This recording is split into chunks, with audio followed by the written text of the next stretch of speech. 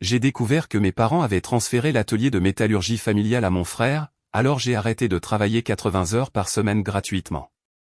Une semaine plus tard, papa a appelé, paniqué. Notre plus gros client est sur le point de partir. J'ai répondu calmement, laissez l'héritier s'en occuper. Très bien, le forum. J'ai passé une décennie à travailler dans l'atelier de métallurgie de ma famille, pas de salaire, juste le gîte et le couvert et de vagues promesses de constitution de capital. Puis j'ai trouvé le plan de succession, caché derrière des dossiers. Mes parents léguaient tout à mon jeune frère, qui ne sait même pas se servir des machines. Alors, je suis parti. Maintenant qu'ils sont dans le pétrin, ils me supplient de revenir. Voici ce qui s'est passé. Je m'appelle Léo, 32 ans, un homme. 10 ans de ma vie ont disparu dans cet atelier à Saint-Étienne, dans la Loire, la zone industrielle près du fleuve où tout sent le fluide de coupe et le métal brûlé. C'est là que j'ai passé ma vingtaine, à m'épuiser au travail pour une entreprise que je pensais mienne un jour. J'ai commencé juste après avoir terminé mon école de métier. Mon grand-père a fondé l'endroit en 1978. Il a commencé avec une machine à commande numérique et un rêve. Quand je suis arrivé, nous avions 6 fraiseuses à commande numérique, 3 tours, un équipement de soudure complet et des contrats avec la moitié des usines de fabrication de la région. Je travaillais 80 heures par semaine. Ce n'est pas une exagération. J'arrivais à 5 heures du matin pour préparer les machines, charger les programmes et lancer la première production. Je passais mes journées à opérer les machines à commande numérique, à souder aux tiges des supports sur mesure, à programmer des trajectoires d'outils, à traiter avec les fournisseurs et à gérer des clients qui exigeaient des tolérances impossibles ont des pièces qu'ils avaient mal conçues. Je partais vers 21 ou 22 heures, parfois plus tard si nous avions une commande urgente. Mes mains étaient en permanence tachées d'huile de coupe. J'avais des cicatrices de copeaux de métal et des brûlures de projection de soudure. Mon dos était fichu à force de soulever des plaques d'acier, et mon oui était à moitié perdu à cause du bruit des machines. Ma vie sociale était inexistante. Mes amis ont arrêté de m'inviter à sortir après la 50e fois où j'ai dit que je ne pouvais pas venir. Les rencontres amoureuses étaient une plaisanterie. On ne peut pas vraiment entretenir une relation quand on est marié à une fraiseuse. Mais j'ai continué parce que je pensais que je construisais mon avenir. Mes parents disaient toutes les bonnes choses, c'est notre héritage familial. Tu investis en toi-même. Un jour, tout cela te sera profitable. J'ai tout gobé comme un idiot. Le truc, c'est qu'il y a toujours un enfant préféré. Et, mon frère, ce n'était pas moi. Mon frère, Maxime, a 3 ans de moins que moi, 29 maintenant. Il débarquait vers 10h30, prenait un café à la machine sophistiquée que mes parents avaient achetée pour le bureau, passait 1 heure à faire défiler son téléphone, répondait peut-être à 1 ou 2 courriels, puis disparaissait pour un déjeuner de 2 heures. Il revenait vers 15 heures, traînait dans le bureau climatisé, puis se tirait à 16h30. Sa contribution ? Assister à la réunion client occasionnelle où j'avais déjà fait tout le travail technique, s'attribuer le mérite de projets que j'avais conçus et fabriqués, et publier sur l'Instagram de l'entreprise avec des légendes comme « une autre construction réussie par notre équipe », en posant à côté de pièces que j'avais faites. Et écoutez ça, mes parents lui versaient un salaire, 40 000 € par an, pour du mannequinat Instagram à temps partiel. Pendant ce temps, j'avais le gîte et le couvert chez mes parents. Pas d'argent liquide, pas d'assurance maladie, pas de plan d'épargne retraite, juste une chambre et les restes qu'il y avait dans le frigo. Maxime conduisait un camion presque neuf que mes parents lui avaient acheté parce qu'il avait besoin d'un moyen de transport fiable pour les réunions clients. Je conduisais une épave de 20 ans qui brûlait de l'huile et dont le voyant moteur était allumé depuis 2008. Mais je ne me plaignais pas. Je faisais profil bas et je travaillais. Je me disais que les actes valaient plus que les mots. Je pensais que si je continuais à faire mes preuves, mes parents finiraient par voir ma valeur. Non. Il s'est avéré que je construisais le royaume de quelqu'un d'autre. Le mois dernier, tout a changé. J'étais au bureau vers minuit, en train de finir la paperasse pour un gros contrat d'appareils médicaux. Nous venions de livrer 200 composants en titane sur mesure avec des tolérances plus serrées que tout ce que nous avions fait auparavant. Je classais les documents de contrôle qualité quand j'ai remarqué une enveloppe glissée derrière de vieux classeurs. Il y avait un tampon rouge, confidentiel, sur le devant. Je m'occupais de la plupart des tâches administratives de l'atelier, voire quelque chose de marqué confidentiel que je n'avais jamais vu auparavant à déclencher des signaux d'alarme. Je l'ai ouverte. À l'intérieur se trouvait un plan de succession daté de 4 mois plus tôt, des documents juridiques, des papiers de transfert de propriété. Mes parents transféraient 100% de la propriété de l'entreprise à Maxime. Mon nom n'apparaissait nulle part, sauf sur la liste des employés. Oui, la liste des employés. 10 ans de ma vie, des semaines de 80 heures, des milliers de pièces fabriquées, des millions en contrats que j'avais décrochés. Et selon ces papiers, je n'étais rien. Juste de la main-d'œuvre. Je suis resté là, à le relire encore et encore. L'atelier était silencieux, à l'exception du bourdonnement du déshumidificateur. La colère est venue en premier, cette sensation de brûlure dans la poitrine quand on réalise qu'on s'est fait avoir. Puis est venue la tristesse, quand on comprend que ses propres parents ont regardé tout ce qu'on a fait et ont décidé que ça ne valait rien. J'ai pensé à tous ces matins où je me suis traîné hors du lit à 4h30. Tous les week-ends que j'ai passés à l'atelier pendant que tout le monde était au stade Geoffroy Guichard. Les amis qui ont arrêté d'appeler, les relations qui n'ont jamais eu lieu, la vie que j'avais abandonnée, les sacrifices. Et ils avaient décidé que Maxime le méritait. Maxime, qui ne pouvait pas programmer une machine à commande numérique pour sauver sa vie. Maxime, qui ne connaissait pas la différence entre l'aluminium 6061 et 7075. Le gars qui n'avait probablement jamais passé plus de 30 heures à l'atelier en une semaine. J'ai emporté les documents chez moi, je n'ai pas dormi, je suis juste resté assis dans ma chambre à regarder le plafond, à rejouer chaque instant. Vers 3 heures du matin, j'ai pris une décision. C'était fini. Le lendemain matin, je me suis levé à mon heure habituelle, j'ai conduit jusqu'à l'atelier comme toujours, mais au lieu de démarrer les machines, je me suis assis au bureau et j'ai rédigé ma démission sur le papier à en-tête de l'entreprise. Je démissionne. Bonne chance pour diriger cet endroit sans moi. Vous en aurez besoin. J'ai laissé la lettre sur le bureau de mon père, j'ai pris mes outils personnels, le vieux casque de soudure de mon grand-père qu'il m'avait donné quand j'ai commencé, et une photo de lui et moi de ma première semaine. Puis je suis sorti et je suis parti en voiture alors que le soleil se levait sur le fleuve. Pour la première fois en 10 ans, je n'avais pas à être quelque part à 5 heures du matin. Je n'avais de compte à rendre à personne. C'était à la fois terrifiant et libérateur. J'ai squatté chez mon pote Adrien. Il avait un canapé et n'a pas posé trop de questions. J'ai passé mon temps à essayer de comprendre quoi faire ensuite. À 32 ans, sans véritables économies et une décennie de travail non rémunéré, mes options me semblaient limitées. Puis, exactement 8 jours après ma démission, mon téléphone a sonné. C'était mon père. Sa voix semblait tendue, presque paniquée. « Léo, tu es sérieux? Où es-tu passé? Nous avons besoin que tu reviennes tout de suite. » Le compte Dynamique Précision, ils menacent de se retirer. Ils disent que la qualité a baissé et que personne ne répond à leurs questions techniques. Nous ne pouvons pas nous permettre de les perdre. Dynamique Précision était notre plus gros client, un fabricant d'appareils médicaux. Il représentait environ 40% de notre chiffre d'affaires avec un travail de haute tolérance, des pièces complexes et des spécifications exigeantes. J'avais construit cette relation sur 4 ans. J'ai laissé le silence s'installer un instant. Une semaine plus tôt, je me serais précipité pour tout arranger. Mais plus maintenant. Laissez Maxime s'en occuper, ai-je dit calmement. C'est lui le propriétaire maintenant, non? Je suis sûr qu'il trouvera une solution. J'ai raccroché avant qu'il ne puisse répondre. Mon cœur battait la chamade, mais je ne me sentais pas coupable. Mais raccrocher au nez de mon père n'était pas la fin. Ce n'était que le début. Mon téléphone a explosé après cet appel, ma mère, mon père de nouveau, des textos de Maxime qui commençaient par « C'est quoi ton problème ?» et qui ont escaladé jusqu'à « Tu vas le regretter ». Je les ai tous ignorés. Adrien est entré dans le salon. « Tout va bien, mec ? » « Ouais, juste ma famille qui réalise qu'elle ne peut pas diriger son entreprise sans moi. »« Il était temps que tu te sortes de cette situation, » a-t-il dit. « Ça fait des années que je te vois te tuer à la tâche pour cet atelier. » Pourquoi? Rien. Adrien était électricien syndiqué. Il gagnait bien sa vie, avait des avantages sociaux, travaillait ses 40 heures et rentrait chez lui. Il me disait depuis des années que je me faisais avoir.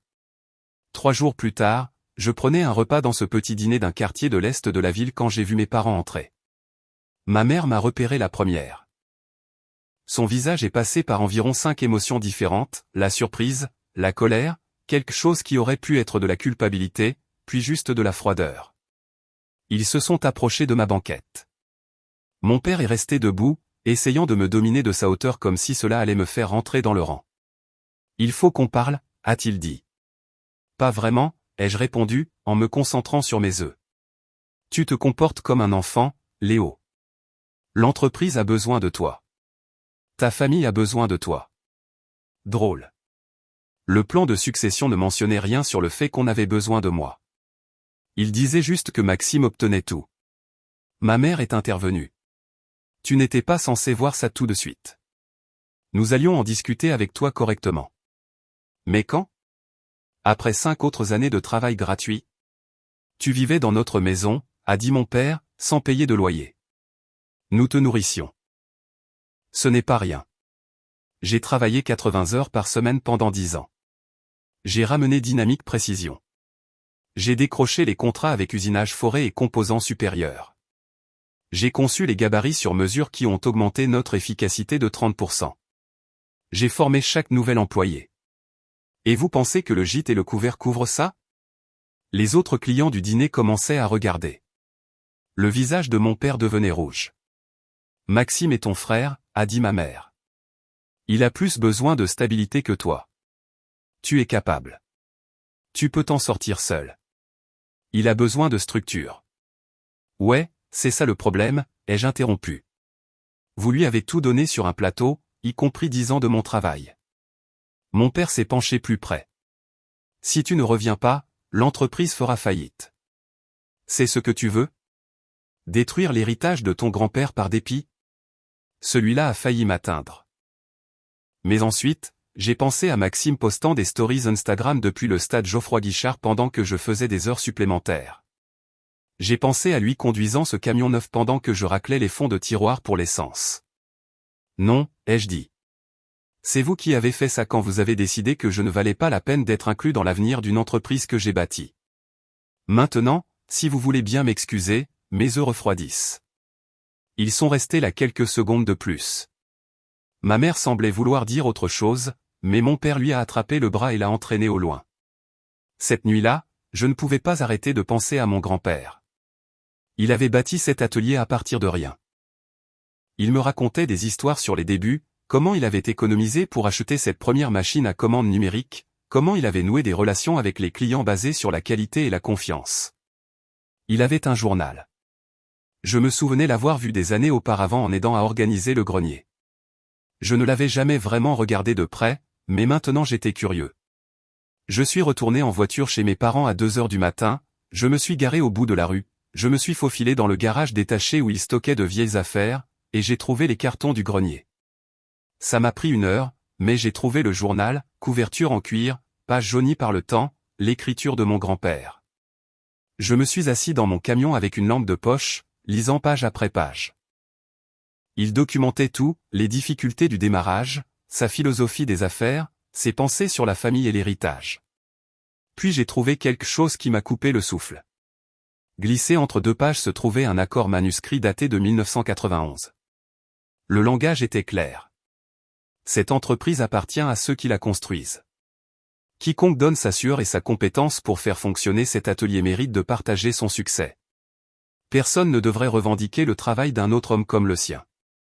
Mon grand-père avait voulu l'équité, la justice. Il avait voulu que l'entreprise revienne à celui qui faisait réellement le travail, pas seulement à celui qui se trouvait être le favori. J'ai pris des photos de chaque page avec mon téléphone. Cela changeait tout. Le lendemain matin, j'ai appelé un avocat. L'avocat s'appelait Eric. C'était un jeune homme, peut-être 35 ans, qui dirigeait un petit cabinet à Andrézieux-Boutéon. Le cousin d'Adrien l'avait engagé pour un litige contractuel et avait dit qu'il était bon.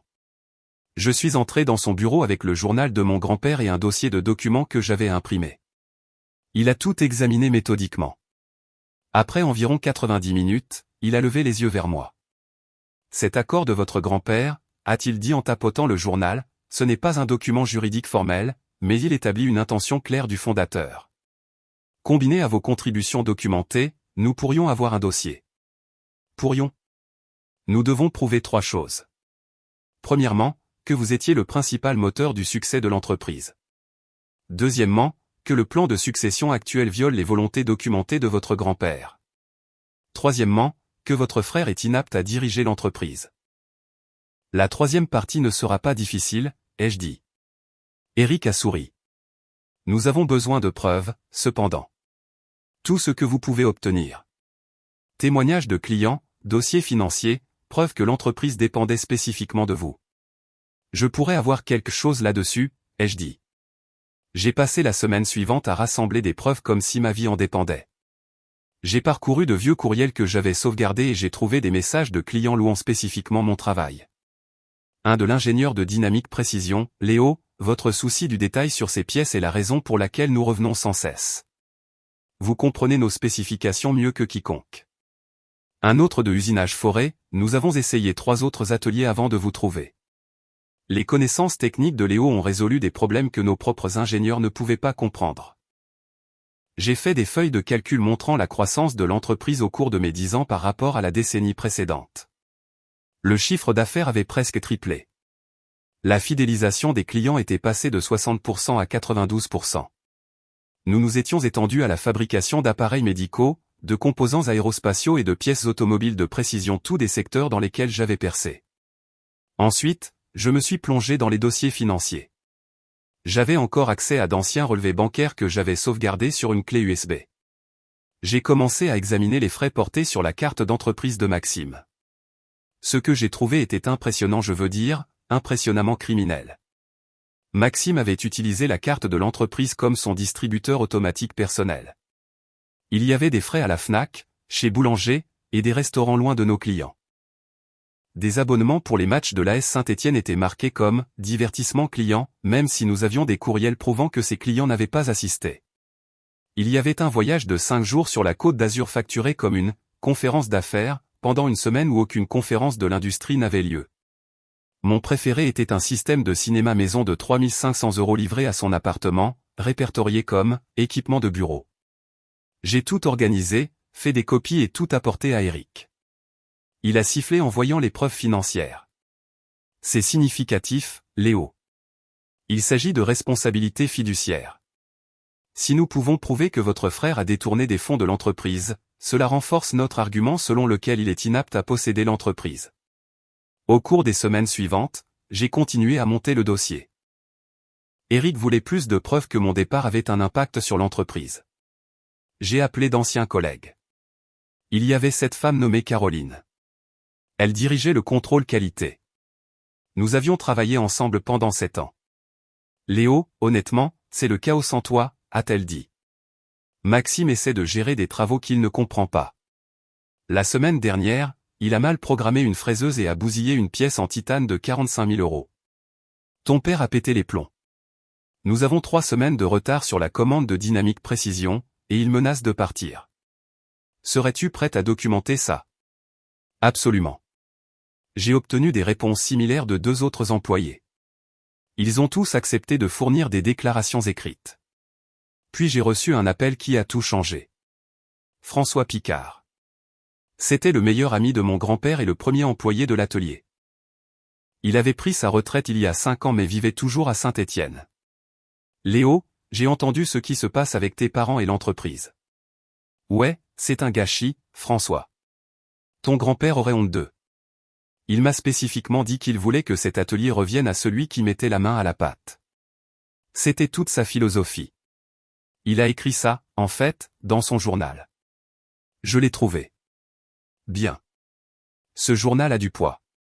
Écoute, j'ai quelque chose qui pourrait t'aider. François vivait dans une petite maison près de l'aéroport. Je suis passé en voiture cet après-midi-là. Il attendait sur son Porsche. Il m'a conduit à l'intérieur, dans son atelier de garage. J'ai fait du tri dans de vieilles affaires. J'ai trouvé ça. Il m'a tendu une boîte de photographie. Des photos des débuts de l'atelier. Mon grand-père opérant cette première machine à commande numérique. Puis des photos au fil des ans, dont des dizaines de mon époque. C'est ton grand-père qui les a prises lui-même, a dit François. Tu remarqueras quelque chose à propos de ces photos de tes années. Je les ai regardées. Photo après photo me montrait en train de travailler opérant des machines, soudant, programmant, rencontrant des clients. Dans beaucoup d'entre elles, mon grand-père était en arrière-plan, me regardant travailler avec une expression fière. Il savait que tu étais le bon, a dit François. Il me l'a dit plusieurs fois. François, disait-il, Léola. Il a l'éthique de travail, la compétence, le dévouement. J'ai senti une boule dans ma gorge. Pourquoi ne l'a-t-il pas mis par écrit alors? Le rendre officiel? Il l'a fait. Ou il a essayé. Il travaillait sur des documents de succession mis à jour juste avant de mourir. Il avait un rendez-vous avec son avocat de prévu, mais la crise cardiaque l'a emporté avant. Tes parents ont dû faire passer leur propre plan après. François a sorti une dernière chose, un vieux dossier. Ce sont des contrats que ton grand-père a signés, remontant à 30 ans. Regarde le langage dans les premiers par rapport au dernier. J'ai regardé les contrats. François avait raison. La progression était claire. Mon grand-père avait évolué vers quelque chose de plus équitable. Éric a failli sauter de sa chaise quand je lui ai montré les nouvelles preuves. C'est exactement ce dont nous avions besoin. Les photos établissent un schéma clair. Les intentions notées de votre grand-père, soutenues par le témoignage de son ami, donnent du poids à l'entrée du journal. Nous ne discutons plus seulement d'héritage. Nous discutons du respect des volontés documentées d'un fondateur. Il a exposé le plan. Nous allions intenter une action en justice pour invalider le plan de succession sur la base de l'accord de mon grand-père. Nous allions argumenter que j'étais l'héritier légitime sur la base de mes contributions. Et nous allions utiliser la mauvaise gestion financière de Maxime comme preuve qu'il ne devrait pas être aux commandes. Mais Léo, je veux que tu comprennes quelque chose, a dit Éric. Ça va devenir moche. Ta famille va se battre. Ils essaieront de te faire passer pour cupide ou vindicatif. Es-tu prêt pour ça? J'y ai réfléchi quelques secondes. 10 ans de ma vie, des semaines de 80 heures, pas de salaire, pas de reconnaissance. Oui, j'étais prêt. Faisons-le, ai-je dit. Il a intenté le procès 2 jours plus tard. Il exposait tout, le journal et la philosophie documentée de mon grand-père, le témoignage de François, mes 10 ans de contribution, les dossiers financiers montrant l'utilisation abusive des fonds par Maxime, et des photos s'étalant sur une décennie. Nous ne plaisantions pas. Mes parents ont été assignés 3 jours après notre dépôt. Puis Maxime. Mon téléphone a recommencé à exploser. Des textos de ma mère, des messages vocaux de mon père. Maxime m'a envoyé un message m'insultant de tous les noms. J'ai bloqué son numéro et j'ai continué d'avancer. L'audience préliminaire était fixée à 3 semaines. Ces 3 semaines ont semblé durer 3 ans. Je ne pouvais pas dormir. J'ai passé mes nuits chez Adrien, à jouer à des jeux vidéo ou à regarder des films, en essayant de me distraire. L'atelier s'effondrait sans moi. Je l'ai appris par Caroline, qui m'envoyait des mises à jour par texto. Maxime a essayé de gérer le nouveau projet aérospatial aujourd'hui. Il a foiré les décalages d'outils et a mis au rebut 3 pièces. Le client est furieux. Ton père a embauché un gars pour te remplacer. Il a démissionné après 2 jours. Il a dit que c'était impossible de travailler avec Maxime. Dynamique Précision a officiellement retiré son compte. Ils vont avec Usinage Précision Lyonnais à la place. Chaque message était une justification mais aussi douloureux. Cet atelier était l'héritage de mon grand-père. Les voir le détruire faisait plus mal que je ne l'avais prévu. Un après-midi, j'étais à la supérette du coin pour prendre un café quand j'ai croisé Maxime. Il prenait des boissons énergisantes. Il m'a vu et son visage s'est tordu en quelque chose de laid. Tout est de ta faute, a-t-il dit assez fort pour que les autres clients se retournent. Comment ça? L'entreprise s'effondre parce que tu es trop bébé pour supporter de ne pas être le fils préféré. J'ai ri. Je n'ai pas pu m'en empêcher. Maxime, tu ne pourrais pas programmer une machine à commande numérique si ta vie en dépendait. L'entreprise s'effondre parce que tu es incompétent, pas parce que je suis parti. Son visage est devenu rouge. Je dirige très bien cet atelier. Tu as perdu Dynamique Précision. Il représentait 40% de notre chiffre d'affaires. En quoi c'est le très bien? Nous trouverons d'autres clients. Avec quelle qualité? Tu as mis au rebut 3 pièces aérospatiales hier parce que tu ne sais pas préparer un travail correctement. Il s'est approché, essayant de me faire face. Tu vas perdre ce procès. Ensuite, tu reviendras en rampant, et je m'assurerai que tout le monde sache quel loser tu es. Bonne discussion, Maxime. Je suis passé devant lui. Inutile de discuter avec quelqu'un qui ne pouvait pas voir la réalité. 2 jours avant l'audience, François m'a appelé. Léo, j'ai trouvé autre chose. Je parcourais d'autres vieux dossiers de ton grand-père. Il gardait des registres de qui travaillait sur quel projet et a fait une feuille de calcul pour chaque projet majeur au cours des 10 dernières années. J'ai noté qui était l'opérateur principal. Tu veux deviner le résultat? J'espère que c'est une bonne nouvelle. 93% des projets. Tu étais l'opérateur principal ou unique sur 93% des travaux au cours de la dernière décennie. Peux-tu en témoigner? J'ai déjà dit à ton avocat que je suis disponible. La nuit avant l'audience, je n'ai pas pu dormir du tout. Je suis juste resté allongé sur le canapé d'Adrien, à regarder le plafond. Le palais de justice de Saint-Étienne était ce vieil édifice du centre-ville. Je suis arrivé 1 heure en avance, je me suis assis dans mon camion sur le parking, à regarder le fleuve à travers les bâtiments. Eric est arrivé. Nous avons tout revu une dernière fois. L'avocat de ta famille va essayer de te faire passer pour quelqu'un d'amer. Ne leur donne pas de munitions. Sois professionnel. Mes parents et Maxime sont arrivés juste avant le début de l'audience. Ils avaient un avocat de Lyon avec eux. Nous sommes tous entrés dans la salle d'audience. La juge était une femme plus âgée, peut-être 60 ans, avec des cheveux gris courts et des lunettes de lecture. La juge Denise Portier. Elle avait l'air sévère mais juste. L'audience a commencé. Eric a pris la parole en premier. Il a tout présenté, le journal de mon grand-père, le témoignage de François sur les intentions de mon grand-père, et la répartition statistique, les photos, les témoignages de clients, les déclarations d'employés. Puis il a montré les preuves financières, les frais de la carte d'entreprise de Maxime, 68 000 € de dépenses personnelles sur 3 ans. Chaque reçu était agrandi sur l'écran. Le silence s'est fait dans la salle d'audience. Votre honneur, ces dépenses ont été imputées au compte de l'entreprise sans aucun but commercial légitime, a déclaré Eric. Électronique personnelle, divertissement, voyage sans rapport avec une activité commerciale. Les échanges se sont poursuivis. Pour chaque dépense que leur avocat a tenté de justifier, Eric a démonté chaque justification avec des documents. Puis sont venus les témoignages. Je suis passé en premier. Eric m'a interrogé sur mon histoire avec l'entreprise, ma relation avec mon grand-père et mes contributions. Je croyais que je construisais quelque chose, ai-je dit. Je pensais que mon travail comptait. Quand j'ai trouvé le plan de succession, j'ai eu l'impression que toute ma vie d'adulte avait été un mensonge. Leur avocat m'a contre-interrogé, essayant de me faire passer pour quelqu'un de simplement en colère. J'avais 22 ans quand j'ai commencé, ai-je dit. Je faisais confiance à mes parents. Ils disaient que je constituais un capital, que c'était une entreprise familiale et que nous en profiterions tous. Je ne pensais pas avoir besoin d'un contrat avec ma propre famille. Mais vous n'avez jamais demandé de documents de propriété? Non, parce que je leur faisais confiance. La juge a pris une note. François a témoigné ensuite. Il a parlé de son travail avec mon grand-père pendant 30 ans, de la façon dont mon grand-père appréciait le travail acharné et l'équité. Le grand-père de Léo m'a dit directement, à plusieurs reprises, que Léo était l'avenir de cet atelier.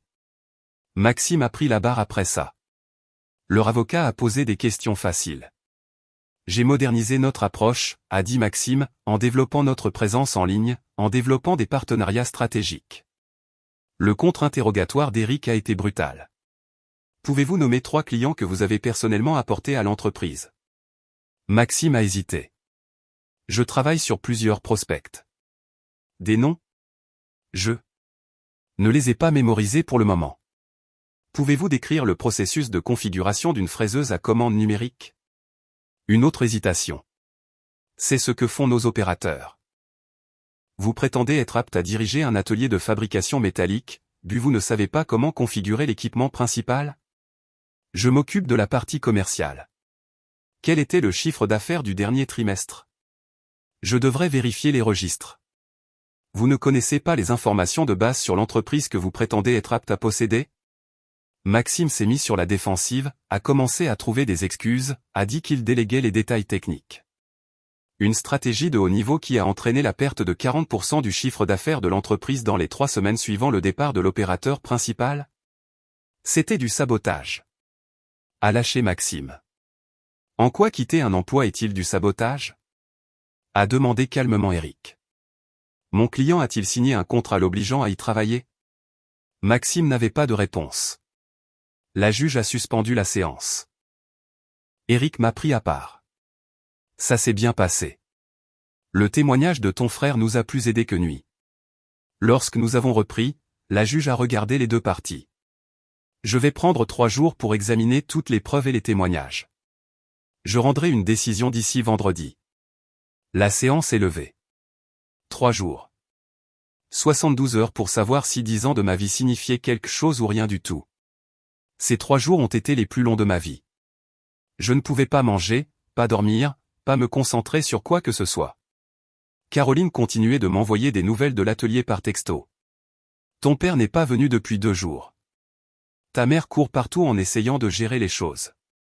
Elle ne sait pas ce qu'elle fait. Maxime est venu ce matin. Il est resté 1 heure. Il est parti après l'arrivée du représentant de Usinage Forêt. Un autre employé a démissionné. Il a dit qu'il ne resterait pas si Maxime est aux commandes. L'entreprise était en chute libre. Une partie de moi se sentait justifiée, mais une autre partie était triste. Mon grand-père avait bâti quelque chose de réel, et il le détruisait par incompétence. Le vendredi matin est arrivé. Eric m'a appelé à 7 heures. Sois au palais de justice à 9 heures. La juge Portier est prête à statuer. Je suis arrivé en avance. Puis Adrien est arrivé.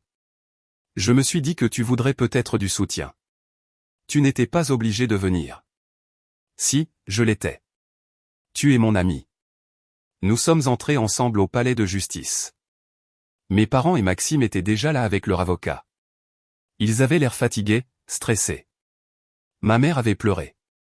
François est arrivé juste avant que nous n'entrions et m'a serré fermement la main. Ton grand-père serait fier, Léo.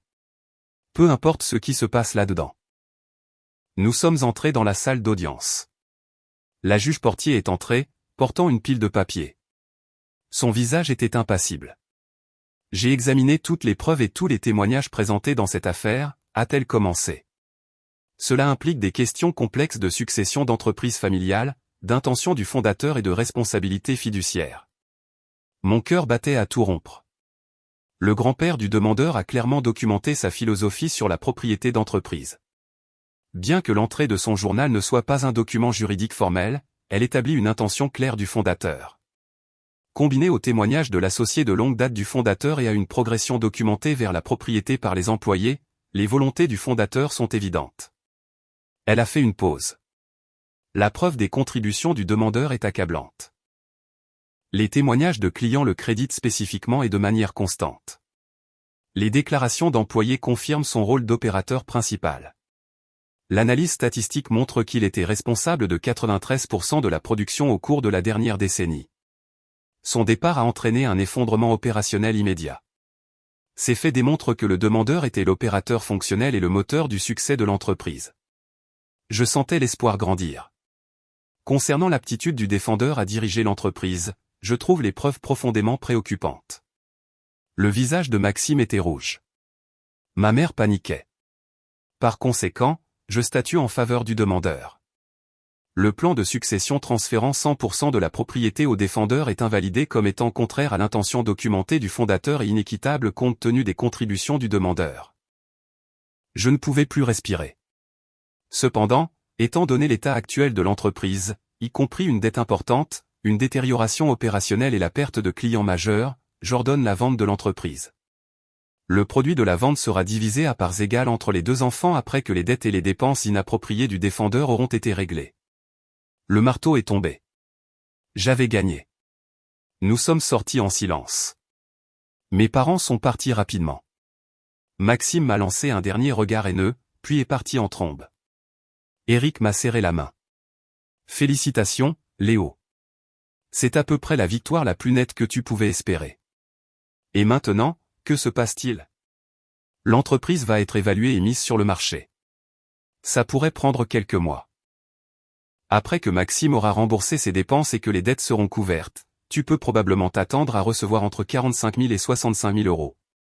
Ce n'est pas une somme qui change la vie, mais c'est assez pour repartir de zéro. Adrien et moi sommes allés dans un dîner après, nous avons pris un café à 11 heures du matin. Comment te sens-tu? A demandé Adrien. Je ne sais pas, soulagé, triste, en colère, tout ça à la fois. Tu as fait ce qu'il fallait. Ouais, mais ça m'a coûté ma famille. C'est eux qui se sont coûté ta famille quand ils ont décidé de t'utiliser pendant 10 ans. N'oublie pas ça. Il avait raison. Mais ça faisait quand même mal. L'entreprise s'est vendue 6 semaines plus tard. Une société de fabrication de Lyon l'a achetée, principalement pour la liste de clients et l'équipement. Ils ont gardé Caroline et quelques autres employés. Mes parents et Maxime ont perdu de l'argent une fois toutes les dettes calculées. Ma part, après que tout a été réglé, s'est élevée à 57 000 €. Pas une fortune, mais assez pour prendre un nouveau départ. J'ai commencé à chercher des locaux commerciaux autour de Saint-Étienne. J'ai trouvé un petit espace à la Talaudière, d'environ 112 mètres carrés. Sol en béton, porte de garage, bonne alimentation électrique, parfait pour un petit atelier de fabrication. J'ai signé un bail et acheté du matériel d'occasion. J'ai dépensé environ la moitié de mon argent en équipement et en dépôt de garantie. J'ai nommé l'atelier Précision Picard, en l'honneur de mon grand-père. Ça me semblait juste. Les premières semaines n'ont été que de l'installation, mettre en place et calibrer l'équipement, créer un site web de base, obtenir les licences et les assurances. Puis j'ai commencé à fabriquer des pièces, de petites choses au début. J'ai posté sur les réseaux sociaux et fait savoir que j'étais ouvert. La réponse m'a surpris. Un entrepreneur a appelé pour des supports sur mesure. Un chantier naval avait besoin de raccords en acier inoxydable. Une salle de sport voulait du matériel de musculation personnalisé. C'était de petits boulots, mais ils s'additionnaient. Le mot s'est répandu. Les gens se souvenaient de mon travail. 3 semaines après, j'ai reçu un appel d'un numéro que je ne reconnaissais pas. Léo, c'est Vincent de Dynamique Précision. Mon rythme cardiaque s'est accéléré. Vincent était leur ingénieur principal, le gars avec qui j'avais travaillé pendant 4 ans. Vincent, comment ça va? Bien. Écoute, j'ai entendu dire que tu avais monté ton propre atelier. Nous ne sommes pas contents de Usinage Précision lyonnais. Serais-tu intéressé à travailler de nouveau pour nous? Absolument. Cette commande est devenue mon premier contrat majeur. J'ai travaillé 18 heures par jour pour fabriquer ces pièces. Chaque dimension était parfaite. Je les ai livrées 2 jours en avance. Vincent a appelé le lendemain de la réception de la commande. C'est exactement ce dont nous avions besoin. Parlons de te reprendre comme notre fournisseur principal. Et voilà, j'avais retrouvé mon client pilier. J'ai embauché Caroline 2 mois après l'ouverture. L'entreprise de Lyon l'avait licenciée lors de leur restructuration. Je sais que tu es petit, a-t-elle dit, mais je préfère travailler pour quelqu'un qui sait ce qu'il fait. Je ne peux pas encore égaler ce que tu gagnais, mais je peux offrir un pourcentage des bénéfices une fois que nous serons établis. Marché conclu. Avoir Caroline a tout changé. Elle s'occupait du contrôle qualité et des opérations secondaires. Ça m'a libéré pour programmer et faire tourner la machine à commande numérique et prendre des travaux plus complexes. Nous travaillons en parfaite synchronisation. L'entreprise a connu une croissance régulière, plus de clients, de meilleurs projets. Je ne devenais pas riche, mais je gagnais assez pour vivre et réinvestir. Plus important encore, je construisais quelque chose qui était vraiment à moi. J'ai vu mes parents une fois après le verdict. Je les ai croisés à Carrefour environ 5 mois plus tard. Nous nous sommes croisés dans une allée. Ma mère a immédiatement détourné le regard. Mon père a légèrement hoché la tête mais n'a pas parlé. J'ai hoché la tête en retour et j'ai continué mon chemin. Il n'y avait rien à dire. Maxime, j'ai appris par les ragots de la ville, a déménagé à Lyon. Il ne supportait pas que tout le monde à Saint-Étienne sache ce qu'il avait fait. Aux dernières nouvelles, il travaillait dans la vente au détail. Un après-midi, environ 8 mois après l'ouverture, une femme est entrée dans l'atelier. Elle avait la trentaine, portant des plans. « Vous êtes Léo ? » ?»« C'est moi. »« Je suis Nicole. J'ouvre un torréfacteur à Firminy. J'ai besoin d'équipements et de raccords en acier inoxydable sur mesure. Quelqu'un m'a dit que vous faisiez du travail de qualité. » Nous avons parlé pendant 1 heure de son projet. Elle était passionnée par ce qu'elle construisait. « Je peux le faire, ai-je dit. Quand avez-vous besoin de la livraison ? » Dans 2 mois. J'ai fait le travail. J'ai tout construit selon les spécifications et j'ai livré à temps. Elle était ravie. Elle m'a envoyé des photos du jour de l'ouverture de sa torréfaction. Nicole a commencé à passer à l'atelier de temps en temps. Elle apportait des échantillons du mélange de café qu'elle torréfiait. Nous parlions de la gestion de petites entreprises, des difficultés et des victoires. Finalement, elle m'a demandé si je voulais dîner avec elle pour parler de la possibilité de travailler davantage ensemble. C'était le premier vrai rendez-vous que j'avais eu en plus de 10 ans. Cela fait maintenant 18 mois que j'ai quitté l'entreprise familiale. Précision Picard se porte bien. Revenus stables, clientèle en croissance, bonne réputation. Je travaille dur, mais c'est différent maintenant. Je prends des jours de congé. Je vois des amis. J'ai une vraie vie. Nicole et moi sommes toujours ensemble. Son torréfacteur est florissant. Parfois, nous parlons de notre avenir, de ce que nous construisons ensemble. C'est agréable d'avoir quelqu'un qui comprend ce que c'est que de construire quelque chose à partir de zéro. Ma relation avec mes parents est pratiquement inexistante. Nous ne nous parlons pas, nous ne nous voyons pas. Une partie de moi aimerait que ce soit différent, mais une plus grande partie de moi sait qu'ils ont fait leur choix. Je pense souvent à mon grand-père et je me demande ce qu'il penserait de tout ça. Parfois, je sors son journal et je lis ses entrées. Tard le soir dans mon atelier, je sens sa présence, comme s'il était là avec moi, hochant la tête en signe d'approbation. Cet atelier n'est pas son usine. Il est plus petit, plus neuf, mais il est à moi. Construit de mes propres mains. Personne ne peut me l'enlever. 18 mois sont devenus 2 ans, puis 2 ans et demi. Précision Picard a continué de croître. J'ai embauché 2 personnes de plus, un jeune nommé Cédric, fraîchement sorti de l'école technique, qui me rappelait moi-même à cet âge, et Thomas, un machiniste à la retraite qui s'ennuyait de la retraite. Nous formions une équipe solide. L'atelier ne survivait pas seulement, il prospérait. Puis, un mardi matin, j'ai reçu cette bombe. Je programmais une trajectoire d'outils quand mon téléphone a sonné. Numéro inconnu. Léo Picard à l'appareil. Ici Antoine Hébert. Je suis le propriétaire de Usinage Hébert. Nous avons acheté l'ancien atelier de votre famille il y a environ 2 ans. J'ai senti une drôle de torsion dans mon estomac. D'accord. Je vais être direct. Nous fermons cette installation. Ce n'a été que des problèmes depuis que nous l'avons acheté, mais j'entends de bonnes choses sur votre exploitation. Je voulais savoir si vous seriez intéressé par l'acquisition de certains équipements avant que nous ne vendions tout aux enchères. Quel genre d'équipement? Il y a un tour à commande numérique plus récent, à peine utilisé. Du matériel de soudure, quelques gabarits et fixations. Je sais que vous avez probablement une histoire avec cet endroit. J'ai pensé vous donner la première option. Je suis passé en voiture cet après-midi-là. L'atelier avait l'air différent, plus vide, mais il y avait encore de l'équipement, y compris la fraiseuse à commande numérique originale de mon grand-père des années 80. J'avais appris sur cette machine, passé des centaines d'heures à usiner des pièces pendant que mon grand-père regardait et me coachait. Elle était obsolète selon les normes modernes, mais la voir là m'a fait un effet particulier. Cette vieille fraiseuse, ai-je dit à Antoine, elle n'est pas sur votre liste de vente? Ce dinosaure? Il ne vaut même pas le coup de le transporter. Nous allions le mettre à la ferraille. Je le prends. Et le tour, et ses fixations là-bas. Nous avons conclu un accord. Il m'a pratiquement tout donné. J'ai tout fait transporter à Précision Picard. Le nouveau tour est entré en production immédiatement. Mais la vieille fraiseuse à commande numérique, la machine de mon grand-père, je l'ai installée dans un coin. Je l'ai restaurée en quelques semaines. Je l'ai fait fonctionner sans problème. Je ne prévoyais pas de l'utiliser pour la production trop lente pour le travail moderne mais je la voulais opérationnelle. Je la voulais dans mon atelier.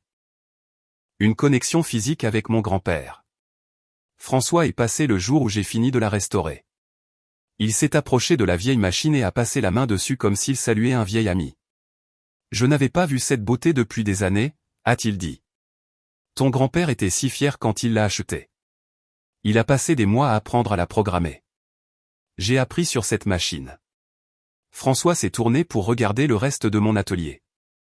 Il serait fier de ça, Léo. Vraiment fier. Il y a 3 ans, je travaillais 80 heures par semaine pour rien, vivant chez mes parents.